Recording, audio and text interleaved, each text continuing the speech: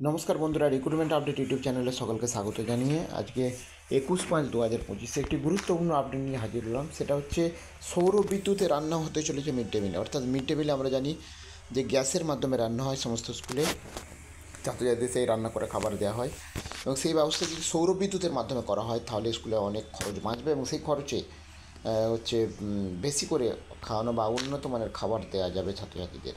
সেই রকমই একটা খবর আসছে সংবাদ মাধ্যমের আপডেট থেকে আপনাদের সাথে শেয়ার করছি। আসুন দেখে নেওয়া যায়। দেখুন, সৌর বিদ্যুতের রান্না মিড ডে মিলে এবং খরচ বাঁচিয়ে বেশি পদ খাবে স্কুল। দেখুন, চিঠিচালিত গ্যাস ওভেন রান্না নয়।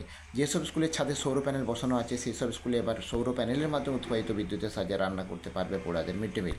ইতিমধ্যে একটি স্কুলে এই পদ্ধতিতে রান্না হয়েছে। স্কুল কর্তৃপক্ষ জানাচ্ছে নতুন এই ব্যবস্থায় মিড ডে মিলের বেশ কিছু পদ রান্না করেছেন দপ্তর দায়িত্বপ্রাপ্ত কর্মীরা। এক্ষেত্রে সৌর প্যানেল, গ্যাস ওভেন লাগছে না। সৌর প্যানেলে যে বিদ্যুৎ তৈরি হচ্ছে তার সাহায্যে রান্না হচ্ছে। ইন্ডাকশান ওভেনে রান্নার সময়ও লাগছে গ্যাসের থেকে কিছুটা কম। নতুন এই পদ্ধতিতে মিড ডে মিলে রান্না করাকে বলা হচ্ছে গ্রিন কুকিং। এই ব্যবস্থায় রান্না করতে স্কুলগুলোকে প্রয়োজনীয় পরিকাঠামো দিয়ে সহায়তা করেছে রাজ্য সরকারের অপ্রচলিত শক্তি উন্নয়ন দপ্তর। এই দপ্তরের প্রকল্প ইঞ্জিনিয়ার বলেন যে ইন্ডাকশান ওভেনে রান্নার সময় তো সময় বাঁচেই, সাশ্রয় হয় খরচও। এটি স্কুলে এই ব্যবস্থায় 2 ঘন্টায় 200 জন পড়ার জন্য রান্না করা গিয়েছে। বিদ্যুতের খরচ 20 ইউনিট, 1 ইউনিটের দাম 6 টাকা ধরলে মোট 120 টাকা। অন্যদিকে রান্নার গ্যাসের ক্ষেত্রে 200 টাকা প্রয়োজন। একটি সিলিন্ডার গড়ে 3 দিন যায়।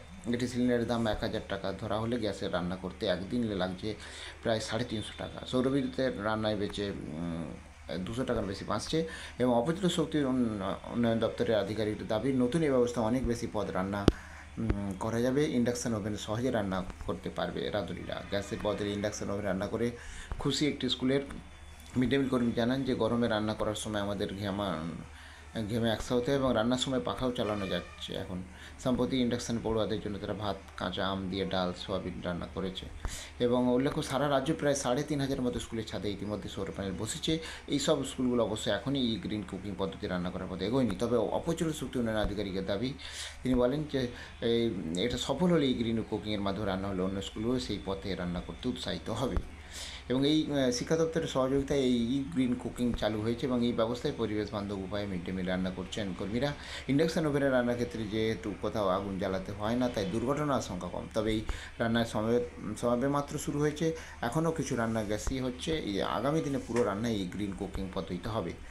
এবং একজন জানান তাদের স্কুলে একদিনে রান্নায় খরচ কমছে প্রায় 30%। সাশ্রয় হওয়া খরচে তারা পোড়াদের বেশি পদ খাওয়াতে পারবেন এবং এতে পড়ুয়াদের পুষ্টিও বাড়বে। তো একটা গুরুত্বপূর্ণ আপডেট, এই আপডেট আমি শেয়ার করলাম। যদি এটা হয় সমস্ত রাজ্যের স্কুলগুলোতে বা মিড ডে মিল ব্যবস্থায় এক যুগান্তকারী পরিবর্তন আসবে এবং এতে অনেক খরচ কমিয়ে সেই খরচে ছাত্রছাত্রীর আরও বেশি পুষ্টিকর খাবার প্রদান করা যাবে। তো যা হোক, এই আপডেটটা আমি শেয়ার করলাম। আরও আপডেটগুলো অবশ্যই শেয়ার করবো।